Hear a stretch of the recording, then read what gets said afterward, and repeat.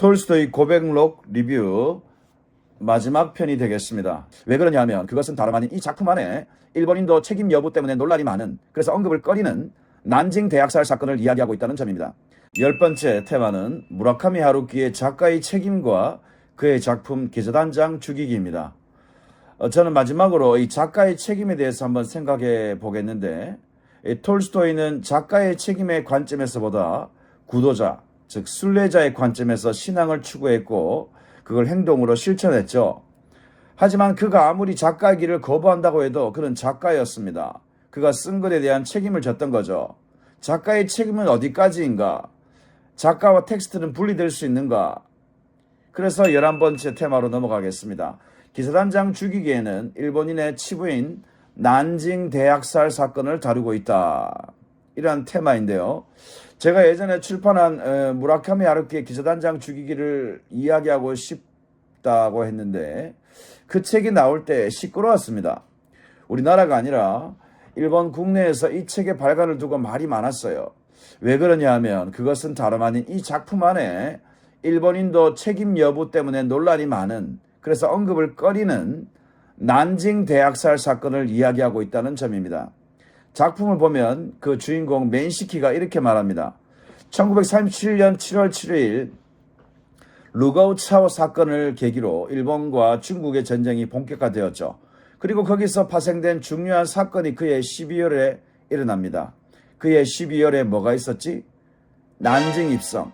내가 말했다. 그렇습니다. 이른바 난징 학살 사건입니다. 일본인이 격렬한 전투 끝에 난징 시내를 점령하고 대량 살인을 자행했습니다. 전투 중에 살인도 있었고 전투가 끝난 뒤에 살인도 있었죠. 포로를 관리할 여유가 없었던 일본군이 항복한 군인과 시민 대부분을 살해해버린 것입니다. 정확히 몇 명이 희생되었는지 세부적인 수치는 역사학자들 사이에 논란도 있지만 어쨌든 엄청난 수의 시민이 전투에 휘말려 목숨을 잃었다는 것은 지울 수 없는 사실입니다. 중국인 사망자 수가 40만 명이라는 설도 있고 10만 명이라는 설도 있죠. 하지만 40만 명과 10만 명의 차이가 과연 무엇이라고 할 수 있을까요? 이 책이 나올 당시에 저는 거의 독서를 놓고 있었는데, 그러게 당연히 그렇게 좋아라 했던 무라카미 하루키 책도 마찬가지였죠. 근데 단숨에 그 책을 구입한 이유가 있었습니다. 일본의 극우파들은 하루키가 난징 대학살을 일본인의 책임으로 돌린다. 그리고서 등장인물인 아마다 스구이로는 군대에서 제대에 복학하지만 다락방에서 손목을 그었다. 면도칼로 손목을 긋고 죽은 것입니다. 소설에서 나오는 이 대목이 미칠 파장으로 인해서 일본의 우익들은 하루키를 매국노라고 욕하고 비난했습니다. 일본을 대표하는 작가가 어떻게 그런 이야기를 할 수 있느냐? 어떻게 자기 무덤을 팔 수 있느냐? 이렇게 볼 수 있겠죠. 그런데 하루키의 대답이 일품이었습니다. 나는 이 대답 때문에 하루키의 기사단장 죽이기를 구입했고 단숨에 읽었는데요. 하루키가 이렇게 말합니다. 이건 제가 의역한 부분인데 무라카미 하루키가 이렇게 말했습니다. 나는 일본을 대표하는 작가가 아니다. 나는 무라카미 하루키를 대표한다. 나는 나 자신을 대표한다. 이렇게 말했다는 거죠. 작가에게 무엇보다 중요한 것은 개인의 자격이다. 소설가는 예술가이기 전에 자유인이어야 한다. 이렇게 말했습니다. 이런 종류의 대답이었는데 제가 그에게 하루키의 말을 듣고 좀 충격을 받았어요. 인간적인 카리스마나 매력이 뿜어져 나왔습니다. 전 세계적으로 유명한 베스트셀러 작가 무라카미 하루키의 발언이었죠.